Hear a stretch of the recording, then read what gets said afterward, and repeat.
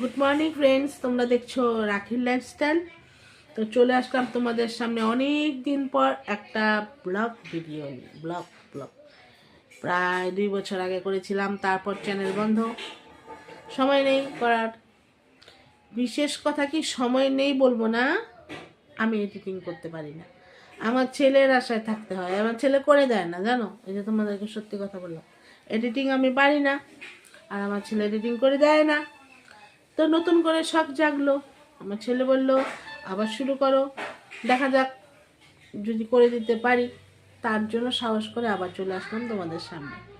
তো গত 2 বছর আগে আমি বৃন্দাবনে গিয়েছিলাম, তখন আমি চ্যানেল খুলেছিলাম। তখন চ্যানেলে বৃন্দাবনের, পুরীর, মথুরার কিছু দৃশ্য তুলে ধরেছিলাম। তো আসছে ফাল্গুন মাসে আবার যাচ্ছি বৃন্দাবন, পুরী, নবদ্বীপ, যাই হোক যেখানেই যাব তোমাদের সাথে শেয়ার করব। তো ছেলে বলল দেখো তো চ্যানেলটা ঠিক আছে কিনা। সেই জন্য আমি গত 2 দিন থেকে ছোট ছোট ভিডিও, শর্ট ভিডিও আমি যেটুকু পারি সেটুকু বানাই আর সাথে সাথে ছাড়ি। তো ছাড়ার পরে দেখলাম যে না, চ্যানেলটা ভিউজ হচ্ছে, আমার অডিয়েন্স যারা ছিল তারা দেখছে। তো আমার ছেলে বলল যখন চ্যানেলটা ঠিক আছে তাহলে তুমি আবার করতে পারো। সেই জন্যই আর কি চিন্তা ভাবনা নেওয়া, নতুন করে পদক্ষেপ নেওয়া। তো তোমরা যদি আমার পাশে থাকো তো আমি অবশ্যই এগিয়ে যেতে পারবো। তো অনেক কিছু চিন্তা ভাবনা করার পর আবার আর কি ছেলে বলল যে আমি আসছি বাবার বাড়ি। বাবা বাড়িতে তো জানোই মেয়েরা অত কাজ করতে দরকার হয় না কাজে। তো আমার শরীরটাও ভালো না, মানে শরীর অসুস্থ, ওই জন্য এসেছি।